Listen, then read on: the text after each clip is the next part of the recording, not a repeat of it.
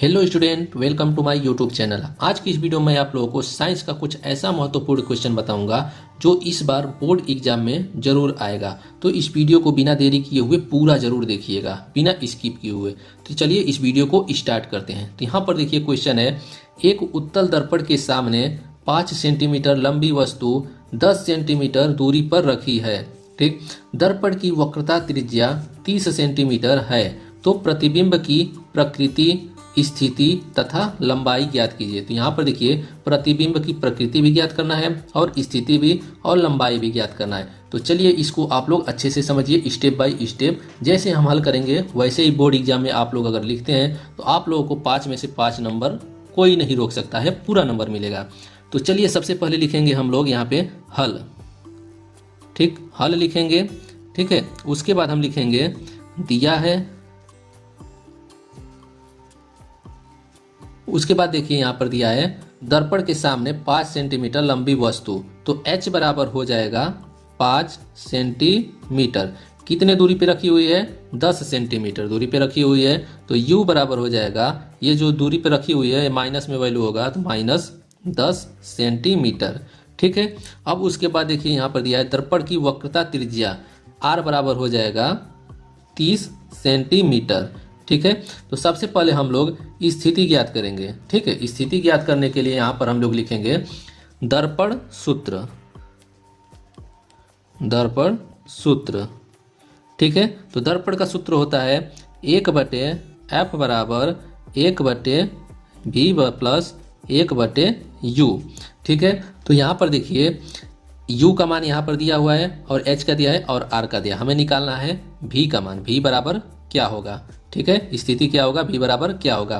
तो हम लोगों को निकालना पड़ेगा। यहाँ पर देखिए v हमें निकालना है, u का मान यहाँ पर दिया है और f का मान भी यहाँ पर नहीं दिया है तो उसको निकालना पड़ेगा। तो f का मान निकालने के लिए उसका सूत्र होता है r बराबर 2f। ठीक है, तो f का मान निकालना है तो f बराबर हो जाएगा r/2।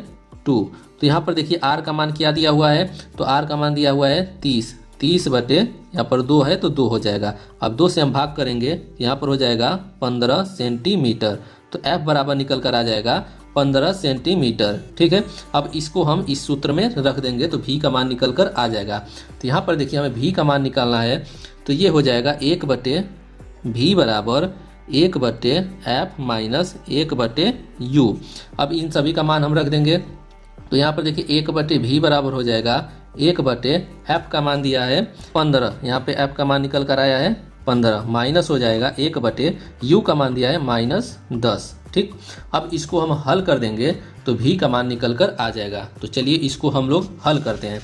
तो हल करने के लिए यहाँ पर हो जाएगा 1/v बराबर 10 और 15 का एलसीएम लेंगे। जब हम 10 और 15 का एलसीएम लेंगे तो यहाँ पर हो जाएगा 30। अगर एलसीएम एचसीएफ नहीं निकालना आ रहा है तो हम पहले से वीडियो बना चुके हैं, आप लोग जाकर हमारे प्लेलिस्ट में देख लीजिएगा। ठीक है, तो यहाँ पर एलसीएम 30 निकल कर आ जाएगा। तो 15 से हम लोग भाग करेंगे इसमें तो 2 बार भाग जाएगा। जो 2 आएगा उसका हम 1 में गुणा करेंगे तो 2 ही होगा। 2 का गुणा 1 में करेंगे तो यहाँ पर 2 होगा।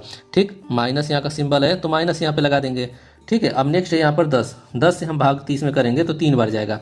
उस 3 का गुणा ऊपर हम 1 में करेंगे तो 3 ही आएगा। तो 3 आएगा, यहाँ पर देखिए माइनस है तो माइनस में आएगा -3। ठीक, अब उसके बाद यहाँ पर हो जाएगा 1/v बराबर 2, यहाँ पर देखिए माइनस और माइनस का गुणा होगा तो यहाँ पर हो जाएगा +3/30। ठीक, इतना निकल कर आ जाएगा। अब उसके बाद हो जाएगा 1/v बराबर 3 और 2 को जोड़ेंगे हम लोग तो 5 हो जाएगा। 5 यहाँ पर हो जाएगा नीचे 30। अब देखिए इसका हम लोग तिर्यक गुणा कर देंगे। v का मान निकालना है तो तिर्यक गुणा कर देंगे। तो 5 का गुणा v में कर देंगे, 30 का गुणा 1 में कर देंगे। तो 5 का गुणा v में करेंगे तो यहाँ पर हो जाएगा 5v बराबर 30 का गुणा 1 में करेंगे तो 30 हो जाएगा। अब हमें v का मान निकालना है तो v बराबर हो जाएगा यहाँ पर देखिए 30। ठीक, अब यहाँ पर देखिए 5 गुणे में है तो बराबर के उस साइड जाएगा तो इसमें 30 में भाग लग जाएगा 5 से।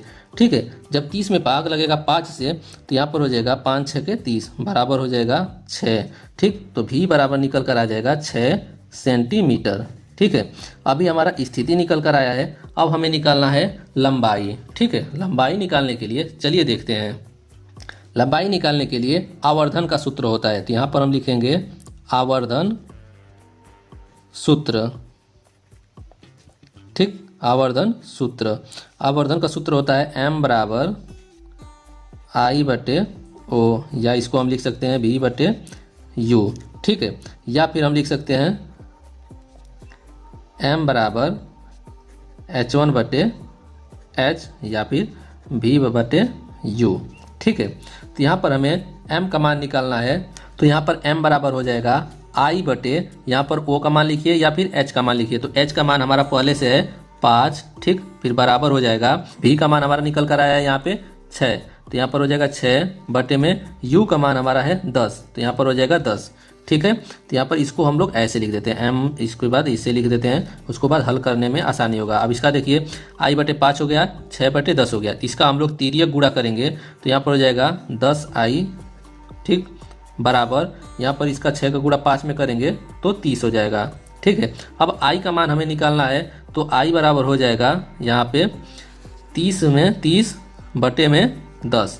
ठीक है, इधर गुणा हो रहा है तो बराबर के उस साइड जाएगा तो भाग हो जाएगा। अब इसको हम लोग काटेंगे तो यहाँ पर हो जाएगा 3 बार, I बराबर हो जाएगा 3, या I बराबर 3 लिखिए या फिर H बराबर 3 लिखिए या फिर यहाँ पे M बराबर 3 लिखिए, बात एक ही होगा। ठीक है, अब यहाँ पर देखिए ये निकल कर आ गया, 2 निकल कर आ गया, स्थिति निकल कर आ गया, ठीक, स्थिति निकल कर आ गया और लंबाई निकल कर आ गया, और इसका प्रतिबिंब का प्रकृति निकल कर आना है। तो यहाँ पर हम लोग प्रतिबिंब का प्रकृति इस लिख लेते हैं, तो यहाँ पर लिख लेंगे प्रकृति।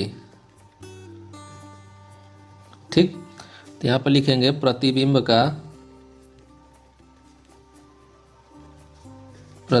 का स्थिति। ठीक, स्थिति क्या क्या निकल कर आया है, पहला है आभासी एवं सीधा होगा। ठीक, दूसरा है दर्पण से 6 सेंटीमीटर दूरी पर होगा। ठीक, तीसरा है वस्तु से 3 गुना बड़ा प्रतिबिंब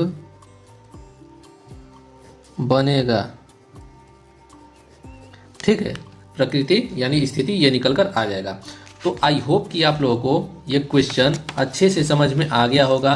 तो इस क्वेश्चन को आप लोग अपने नोटबुक पर अच्छे से लिख लीजिएगा। अगर कोई भी दिक्कत, कोई भी परेशानी हो तो कमेंट बॉक्स में कमेंट करके हमसे ज़रूर पूछ लीजिएगा। तो आज के लिए बस इतना ही, मिलते हैं नेक्स्ट वीडियो में। धन्यवाद।